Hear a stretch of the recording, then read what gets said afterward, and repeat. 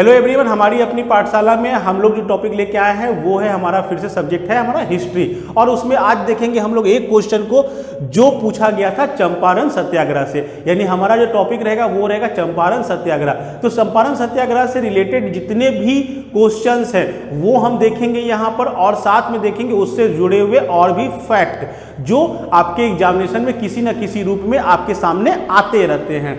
होता क्या है कि जो बच्चा का पढ़ा हुआ नहीं है, जो पहली बार एग्जाम दे रहे हैं और जो नहीं पढ़े हैं, उनके लिए ये बहुत फायदेमंद रहता है, क्योंकि आपको एक जगह पर हम उस क्वेश्चन से रिलेटेड सभी प्रकार के फैक्ट एंड पॉइंट्स प्रस्तुत करेंगे, साथ में कॉन्सेप्ट देंगे कहानी के तरीके से, जिससे आपको वो चीजें एग्जामिनेशन तक याद रहेगी। और जो बच्चा का पढ़ा हुआ पहले से है उनके लिए क्या है कि वो 5 से 7 मिनट में अपने टॉपिक को रिवीजन हमारे साथ कर सकते हैं। ये दोनों प्रकार के स्टूडेंट्स के लिए बहुत ही बेनिफिशियल है। तो हो आप पूरे वीडियो को देख लो, देखने के बाद आपको समझ में आएगा कि ये आपके लिए कितना फायदेमंद है। क्योंकि एग्जामिनेशन नजदीक है तो जल्दी जल्दी हमें अधिक से अधिक क्वेश्चंस को करते जाना है। आगे देखते हैं हम लोग इस क्वेश्चन को, जो बीपीएससी के 64वीं के 2018 का क्वेश्चन है। हमारा क्वेश्चन है हमारा निम्न में महात्मा गांधी का भारत में पहला सत्याग्रह कौन सा था, जो कि पूछा गया था बीपीएससी 64वीं के 2018 का क्वेश्चन है। इस क्वेश्चन से हम लोग समझेंगे कि इससे और कौन कौन से क्वेश्चन लिंक हो सकते हैं। केवल क्वेश्चन को देख के उसका जवाब खोजना हमारा काम नहीं है, हमारा काम है उस क्वेश्चन से उसके पीछे के कॉन्सेप्ट को और उसके साथ में जो ऑप्शन है उससे और कौन कौन से क्वेश्चन बन सकते हैं उसको देखना। तो यहाँ पर क्वेश्चन है महात्मा गांधी से। तो समझो यहाँ पर महात्मा गांधी, यहाँ पर यानी सीधा से दिमाग बैठा लो, आप लोग जानते ही हो कि महात्मा गांधी 1915 में दक्षिण अफ्रीका से भारत लौटे थे। तो एक फैक्ट तो दिमाग में यहीं से शुरू करेंगे हम लोग। भारत लौटे थे तो भारत गांधी जी आ गए। गांधी जी जब भारत आ गए तो उन्होंने जब भारत में अपना सत्याग्रह आश्रम वगैरह खोल लिया, तो उसके बाद होता क्या है पहले समझो। यहाँ से ये कहानी है बिहार की। बिहार का चूंकि आपको एग्जाम भी देना, इसीलिए ये क्वेश्चन हमेशा आपके बीपीएससी में आता ही रहता है, हमेशा ये क्वेश्चन आता है। आप देखोगे प्रीवियस ईयर क्वेश्चन बैंक को तो आपको ये क्वेश्चन किसी ना किसी फॉर्म में आपको दिख जाएगा। तो बिहार में क्या था, 3 कठिया सिस्टम लागू थी। 3 कठिया सिस्टम क्या होता था कि जो भी जमीन होगा किसानों के पास उसका 3/20वां हिस्सा पर आपको नील की खेती करनी पड़ेगी। ऐसा बॉन्ड बना हुआ था किसानों का और अंग्रेजों का। तो 3 कठिया सिस्टम जो लागू थी, 3 कठिया सिस्टम के कारण होता क्या था कि नील की खेती के बाद जमीन जो होते थे वो हो जाते थे थोड़े बंजर टाइप के। तो किसानों को इस सिस्टम से मुक्ति चाहिए थी। मुक्ति के लिए जब उन्होंने अंग्रेजों को कहा तो इसके अगेंस्ट में उनसे बहुत सारा कर मांग लिया गया, जिस कारण से किसानों में काफी समस्याएं उत्पन्न हो रही थी। तो इससे मुक्ति पाने के लिए चंपारण के ही थे राजकुमार शुक्ल जी, पंडित राजकुमार शुक्ल। इन्होंने गांधी जी से मिलकर गांधी जी को चंपारण के इस समस्या से अवगत कराया और गांधी जी से आग्रह किया कि आप चंपारण आइए और किसानों को इस सिस्टम से मुक्ति दिलाइए। तो एक क्वेश्चन तो आपको यहीं पर बन जाता है कि गांधी जी को इस आंदोलन के लिए या इसके लिए निमंत्रण किसने दिया, तो वो थे आपके पंडित राजकुमार शुक्ल। अब गांधी जी इसके विरुद्ध में, इस सिस्टम के विरुद्ध में वो आते हैं बिहार, चंपारण। तो उनके साथ कौन कौन आते हैं, तो गांधी जी तो स्वयं आए ही थे। गांधी जी के साथ आए थे राजेंद्र प्रसाद, उसके साथ आए थे जेबी कृपलानी और साथ में थे एफ एंड्रूज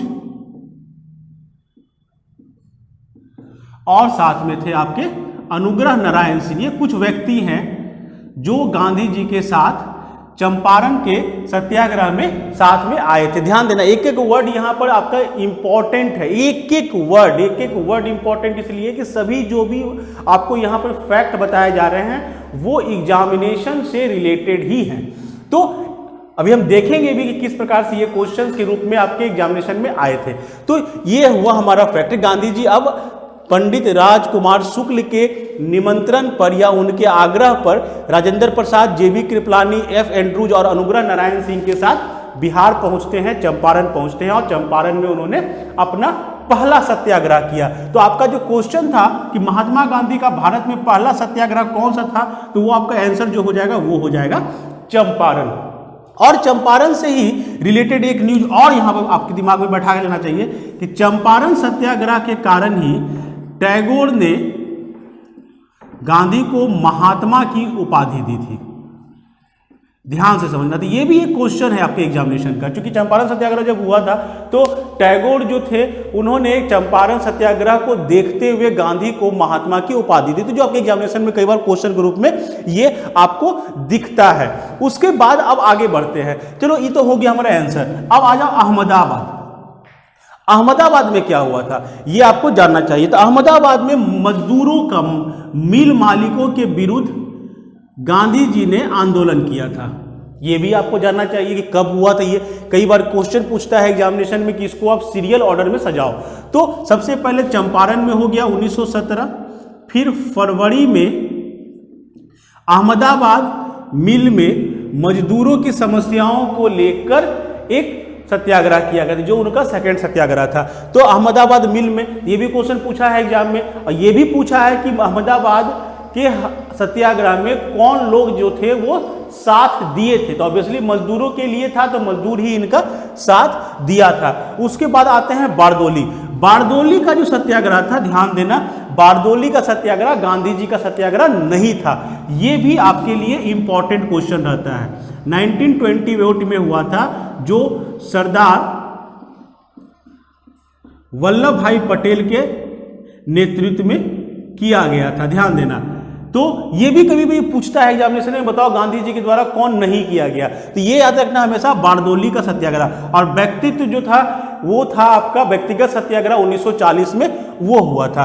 तो ये आपका फैक्ट हो गया ऑप्शन से रिलेटेड। अब देखते हैं कि इसी क्वेश्चन को किसने, माने बीपीएससी ने फिर किस तरीके से पूछा। इसी क्वेश्चन को पूछा गया था बीपीएससी के द्वारा 2016 में।